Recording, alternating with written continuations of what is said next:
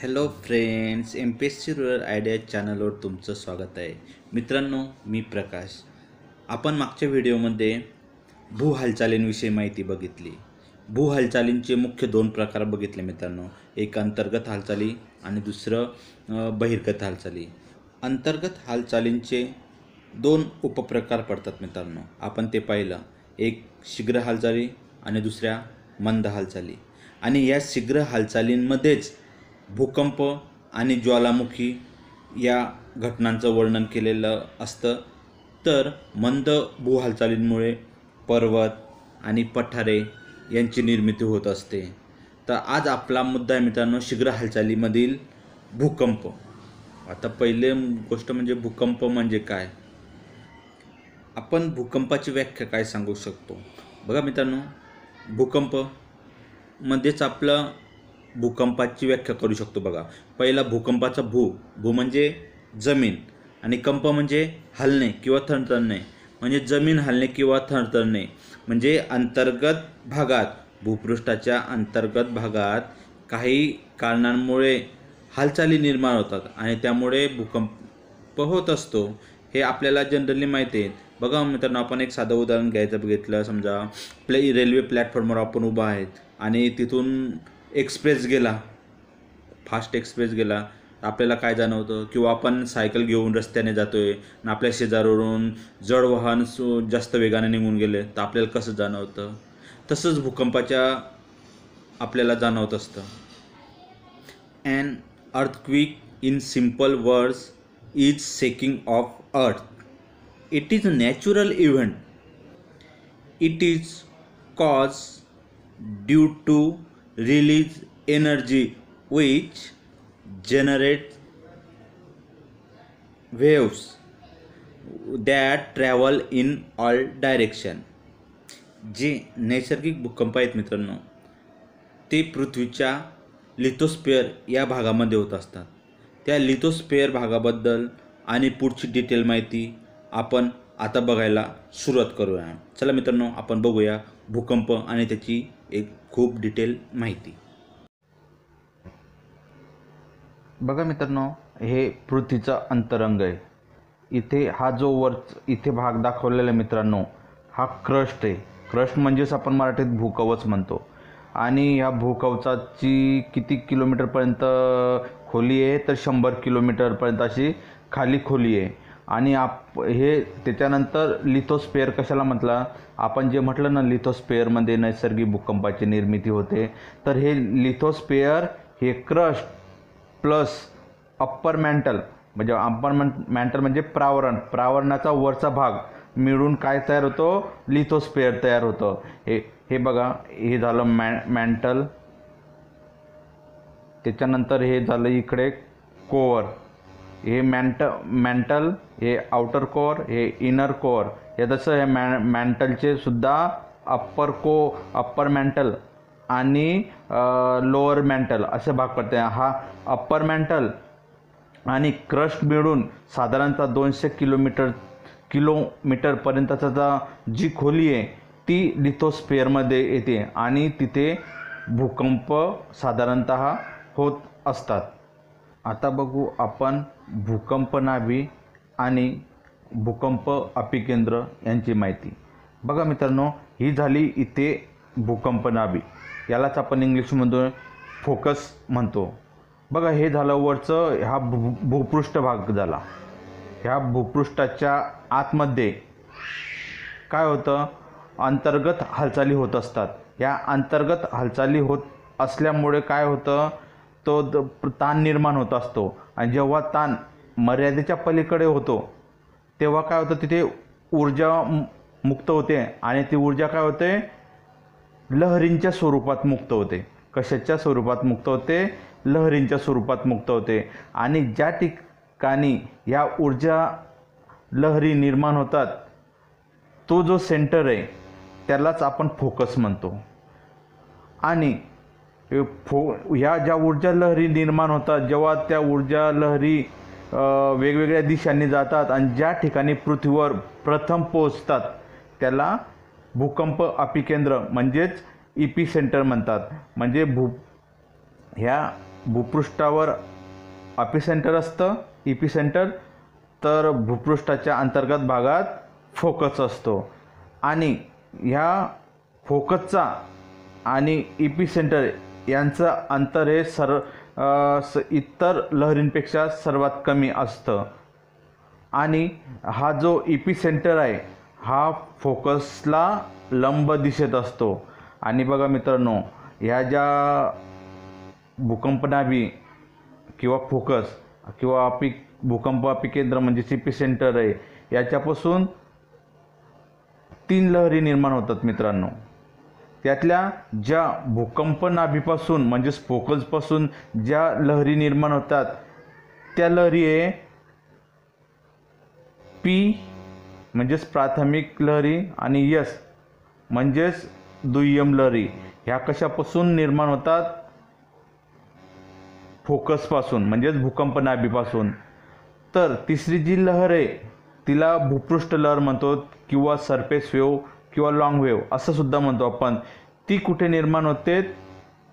अपी केंद्रावर निर्माण होते. आणि कुठे पसरते? भूपृष्ठावर पसरते. आता आपण लेखी स्वरूप तिथे व्याख्या बघून घेऊ भूकंपाची.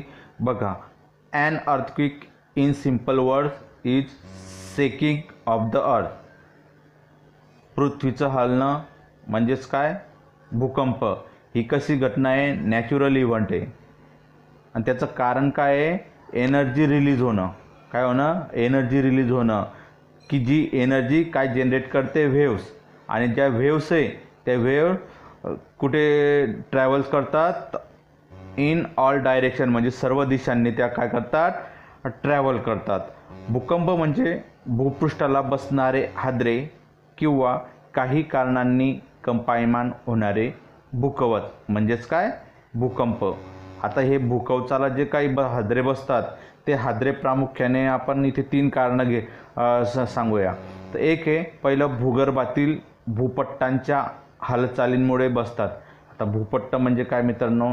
बघा, भूपट्ट म्हणजे आपलं जे पृथ्वीचं कवच आहे ते 7 प्रमुख भूपट्ट आणि 20 उपभूपट्ट यांनी मिळून तयार झालेले आहे. आणि ह्या भूपट्टांवरती भूखंड आणि सागर आहेत आणि यांच्यामध्ये हालचाली होत असतात नेहमी, त्यामुळे भूकंप येतो. दुसरं कारण जास्त क्षमतेच्या ज्वालामुखीचा उद्रेक. जर जास्त जोरदार ज्वालामुखीचा उद्रेक झाला त्याच्या स्फोटामुळे भूकंपाला हादरे बसतात. आणि तिसरं आहे आपण बहुतेक भूकंप पातालिक तबकडी यांच्या सीमा भागात त्यांच्या परस्पर टक्करींमुळे होतात. बघा, ज्या तबकड्या आहेत किंवा ज्या प्लेस आहे त्या नेहमी त्या काय करत असतात? फिरत असतात, त्यांची दिशा बदलत असतात. त्यामुळे कधीकधी ते एकमेकांच्या टक्करी होतात, जवळ येतात आणि टक्कर होते किंवा ते एकमेकांपासून दूर जातात. त्यामुळे सुद्धा काय होतं? भूकंप निर्माण होतात. आता बघू काय ऑल नॅचरल अर्थक्विक्स म्हणजे जे काही नैसर्गिक भूकंप आहेत ते कुठे घडतात? लिथोस्फिअर या भागामध्ये. आपण बघितलात लिथोस्फिअर कुठे असतो मग ते. The lithosphere refers to the portion. बघा, तर किती खोलीपर्यंत असतो लिथोस्फिअर? साधारणतः 200 किलोमीटर खोलीपर्यंत. कशापासून? सरफेस ऑफ द अर्थ. आणि त्यामध्ये काय असतो? क्रस्ट प्लस काय असतो? अप्पर मॅन्टल म्हणजेच काय? भूकवच आणि प्रावरणाचा वरचा भाग मिळून काय तयार होतो? हा लिथोस्फिअर हा थर तयार होतो. आता भूपृष्ठाच्या अंतर्भागात होणाऱ्या हालचालींमुळे भूकवचांमध्ये काय होतो? ताण निर्माण होतो.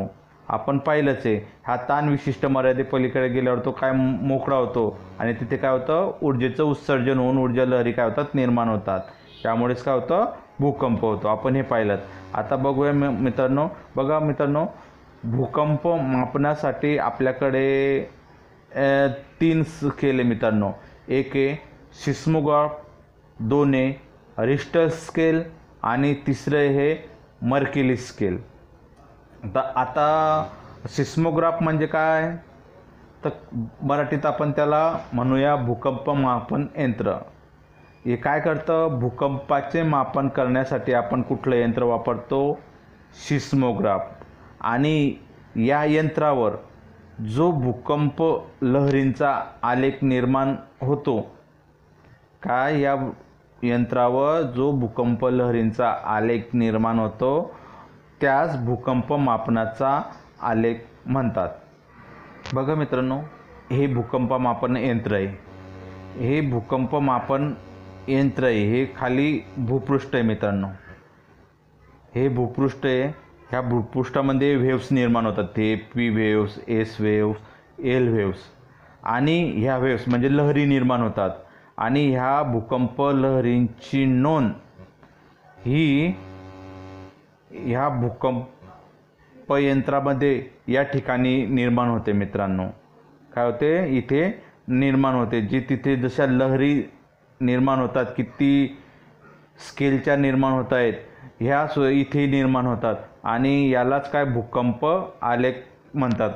काय म्हणतात, यालाच भूकंप आलेख म्हणतात.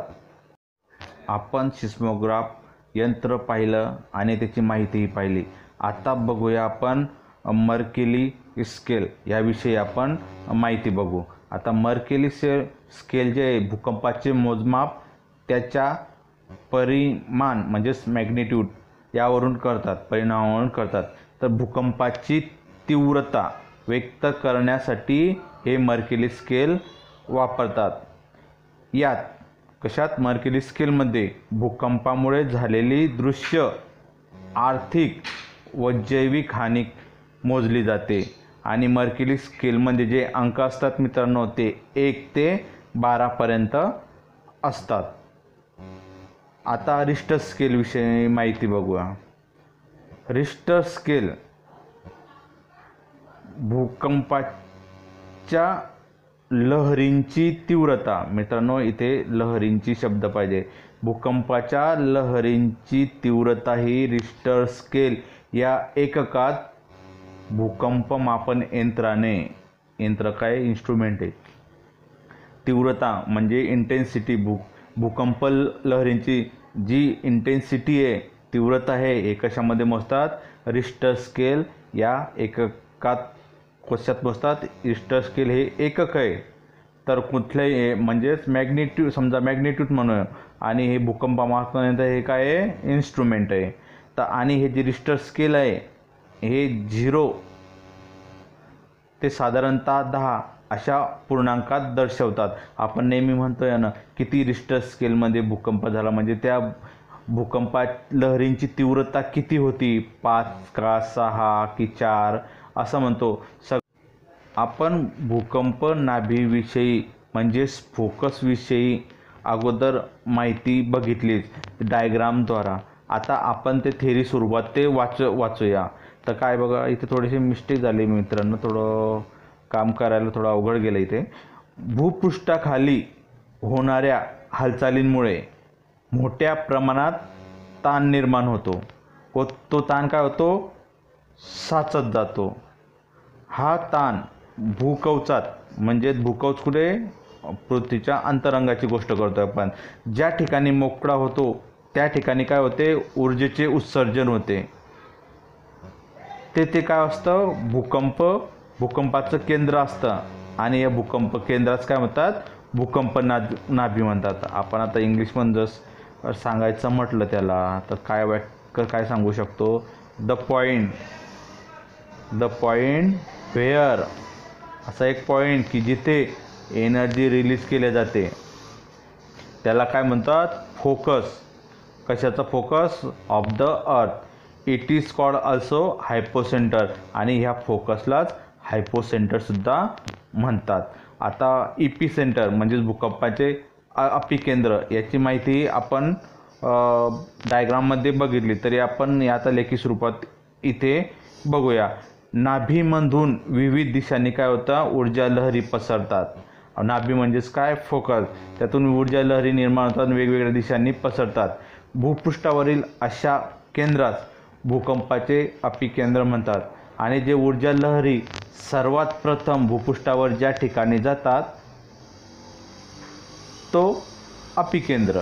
भूकंपाचे अपिकेंद्र भूकंप नाभिशी लंबरूप असतात. मित्रांनो, मी सांगितलं जे अपिकेंद्र आहे ते भूकंप नाभिशी कसं आहे, लंबरूप आहे. आता it's a point directly above the focus, म्हणजे तो जो पॉईंट आहे म्हणजेच कोणता, अपिकेंद्राचा, जो सरळ इथे फोकस तर त्याच्या सरळ वर लंबमध्ये व्हर्टिकल इथे असतो. The point on the surface. आता बघूया एपिसेंटर म्हणजे काय. हे बघितलं आपण फोकस. आता एपिसेंटर म्हणजे काय, द पॉईंट, असा एक पॉईंट ऑन द सरफेस भूपृष्ठावरील नियरेस्ट टू द फोकस, तो सगळ्यात जवळ आहे कशाला, नाभीला, त्याला एपिसेंटर म्हणतात. आता अर्थक्विक व्हेव्स. आता आपण बघूया मित्रांनो भूकंप लहरीविषयी माहिती बघू. भूकंप लहरींचे मित्रांनो आपण साधारणतः प्राथमिक म्हणजे पी वेव्ह, दुय्यम म्हणजे एस वेव्ह आणि भूपृष्ठ म्हणजे एल वेव्ह असे 3 प्रकार पाळत असतो. पण मित्रांनो मुख्यतः भूकंप लहरींचे 2 प्रकार असतात. एक पहिला असतो मित्रांनो बॉडी वेव्ह आणि दुसरा असतो सरफेस वेव्ह. आणि ह्या बॉडी वेव्ह का म्हणतात बघा, आपण डायग्रामद्वारे बघितलं, फोकस कुठे असतो, भूपृष्ठाखाली, आणि भूपृष्ठाखाली असतो आणि ज्या लहरी आहे ह्या भूपृष्ठामध्ये सर्वीकडे सर्व दिशांनी पसरतात. आणि ह्या भूकंप नाभीमधून 2 लहरी निघतात मित्रांनो. एक आहे पी वेव्ह आणि दुसरी आहे एस वेव्ह. ह्या काय पृथ्वीच्या पृष्ठभागामध्ये असतात, भूदेह असतात. म्हणून ह्या पी आणि एस ह्या लहरी ज्या आहेत ह्या बॉडी वेव्ह लहरी आहेत. आणि जी अपिकेंद्राजवळ निर्माण होते की जी भूपृष्ठाला समांतर त्या निर्माण होतात त्याला सरफेस वेव्ह म्हणतात. आता बघूया आपण मित्रांनो प्राथमिक लहरी म्हणजेच पी व्हेव्ह. आता ह्या पी व्हेव्सला अनुतरंगसुद्धा म्हणतात. भूगर्भात ऊर्जेचे जेव्हा उत्सर्जन होते त्यानंतर ह्या लहरी ज्या आहे भूपृष्ठावर सर्वप्रथम पोहोचतात. उत्सर्जन झाल्यानंतर प्राथमिक लहरी ज्या आहे भूपृष्ठावर सर्वात प्रथम पोहोचतात. आणि प्राथमिक ज्या लहरी आहे ह्या सरळ रेषेत प्रवास करतात. ही लहर पुढे मागे सरकताना त्यातील कणांचे आकुंचन व प्रसरण होते. म्हणून ह्या लहरींना मागे पुढे होणाऱ्या लहरीसुद्धा म्हणतात. प्राथमिक लहरींना मागे पुढे होणाऱ्या लहरीसुद्धा म्हणतात. आता प्राथमिक लहरींचा वेग हा इतर सर्व भूकंप लहरींमध्ये काय असतो, सर्वाधिक आहे. वेग कसा आहे, सर्वाधिक आहे. आणि जास्त घनतेच्या माध्यमातून जाताना कोणत्या लहरी, प्राथमिक लहरी जास्त घनतेच्या माध्यमातून जाताना त्यांचा वेग काय होतो, वाढतो. त्यांच्या जास्त वेगामुळे त्या पृथ्वीच्या पृष्ठभागावर सर्वात प्रथम पोहोचतात. का पोहोचतात, त्या सर्वात प्रथम पृष्ठभागावर तर इतर सर्व लहरींपेक्षा या लहरींचा वेग सर्वात जास्त असतो म्हणून त्या भूपृष्ठावर सर्वात प्रथम पोहोचतात. आणि या मागे पुढे होतात म्हणून यांना मागे पुढे होणाऱ्या लहरीसुद्धा म्हणतात. आणि भूकंप मापन यंत्रावर या लहरींची नोंद सर्वात प्रथम होते. आणि सर्वात महत्त्वाचं मित्रांनो, ह्या ज्या प्राथमिक लहरी आहे किंवा प्रायमरी व्हेव्स आहे ह्या घन, द्रव आणि या 3ही माध्यमातून प्रवास करू शकतात. म्हणजेच सॉलिड, लिक्विड आणि गॅसेस या 3ही माध्यमातून ते काय करू शकतात, प्रवास करू शकतात. पण जेव्हा त्या द्रव रूपातील प्रावरणातून प्रवास करतात, म्हणजेच प्रावरण म्हणजे काय, पृथ्वीच्या अंतराळातील मॅन्टल हा भाग, मॅन्टलचे अप्पर मॅन्टल आणि लोअर मॅन्टल असे भाग पडतात. आणि ह्या अप्पर मॅन्टल जो आहे हा कसा आहे, अप्पर मॅन्टल जो आहे हा लिक्विड सेमी लिक्विड स्वरूपातला आहे. आणि या प्राणी जेव्हा प्रवास करतात तेव्हा ह्या प्राथमिक लहरींचा दिशेमध्ये काय होतो, बदल होतो. यांचा जो मार्ग असतो अंतर्वक्र असतो. आता बघूया दुय्यम लहरी. दुय्यम लहरींनाच अवतरणसुद्धा म्हणतात. आणि एस व्हेव हे इंग्लिशमधून आपण म्हणतो, एस म्हणजे सेकंडरी व्हेव. आता ह्या दुय्यम लहरीविषयी काय माहिती सांगू शकतो आपण, तर ह्या वर खाली या दिशेने कार्यरत असतात. प्राथमिक लहरीनंतर यांची निर्मिती भूकंप केंद्रात होते. कुठे होते, भूकंप केंद्रावर प्राथमिक लहरीनंतर यांची निर्मिती होती. दुय्यम लहरी पुढे सरकण्याच्या दिशेला काटकोन करून प्रवास करतात. आणि सर्वात महत्त्वाचं म्हणजे दुय्यम लहरी फक्त घन पदार्थामधून प्रवास करतात. आणि जेव्हा ते द्रव पदार्थात शिरतात तेव्हा त्या द्रव पदार्थामध्ये शोषल्या जातात. प्राथमिक लहरींपेक्षा या अधिक विध्वंसक असतात. बघा, प्राथमिक लहरी ह्या कमी विध्वंसक असतात, त्याच्यापेक्षा जास्त विध्वंसक दुय्यम लहरी असतात. आणि दुय्यम लहरींचा वेग पण ह्या जेवढ्या जास्त विध्वंसक जास्त आहे प्राथमिक लहरीपेक्षा, परंतु वेग मात्र प्राथमिक लहरींपेक्षा कमी असतो. त्यामुळे भूकंप मापन यंत्रावर त्यांची नोंद कशी होते, प्राथमिक लहरीनंतर होते. कारण का, प्राथमिक लहरींचा वेग सर्वात जास्त आहे. दुसरा नंबर दुय्यम लहरींचा आहे, परंतु कमी विनाश प्राथमिक लहरींमुळे होतो, त्यापेक्षा जास्त विनाश दुय्यम लहरींमुळे होतो.